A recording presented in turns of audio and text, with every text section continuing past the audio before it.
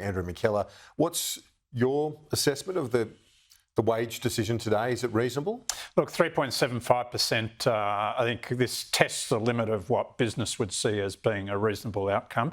The good thing is it's nowhere near the extreme position that the ACCI were arguing for, and I think that would have been a very bad outcome if we'd gone significantly above inflation, 5% and more in some sectors. So, look, I think from an inflation point of view, broadly, this is neutral. It's not really reducing the pressure on inflation. For business, the real concern is, particularly small business at the moment, they're facing extreme cost pressures from increased regulation, red tape. Wage pressures are still there. And if we don't see productivity really picking up in the next few quarters, then I think that's going to be a concern. What's the biggest worry right now for small business? Is it the interest rate pressures? Look, or falling demand from consumers? What's the feedback you're getting from your members? Sure, there's a range of things, and there's no doubt that confidence took a hit in the first quarter. Orders were weaker, so demand has come off. Interest rates have done their job.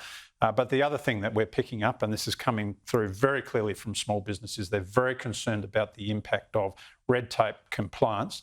That's grown over the past year. It's growing more, particularly with things like the industrial relations changes coming through in the coming months and coming quarters.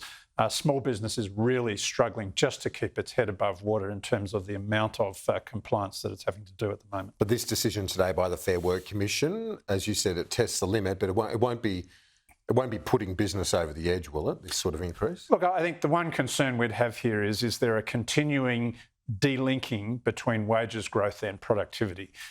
We think that this is fine from the point of view of just looking at a neutral position in relation to inflation, but if we want to get real wages moving, we want to see that achieved sustainably, we've got to get productivity going. I had Tony Burke on the program earlier, the workplace minister, and I asked him, I put some of the criticism from you and others that their IR changes are hurting the prospects for productivity. He rejects that notion. He says there are many other ways to drive productivity right now, and it shouldn't have to be the lowest paid that have to suffer in order to drive productivity. What do you say to that? Well, unfortunately, the government's industrial relations changes have been crushing productivity. That's the reality. And going forward, it will make it much harder for business, for small business, to make the decision to employ people going forward, whether that's in casual employment, whether that's independent contractors, whatever it is.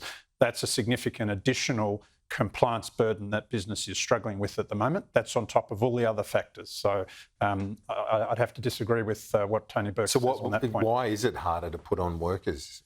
Well, in moving forward for a small business, if you wanted to put on one or two workers, what are the changes that would be those changes in terms of the definition of what is a casual employee, the fact that there is much greater uncertainty as to how that will be applied in the future. Of course, business has to adjust now to comply with a number of those changes that have been put through. That is adding to that amount of time that business has to take, and the risk when they take somebody on. That potentially, if they get into a situation of dispute, that they are going to be tied up with further costs of litigation as a result. Chamber of Commerce and Industry Chief Andrew McKellar, thanks.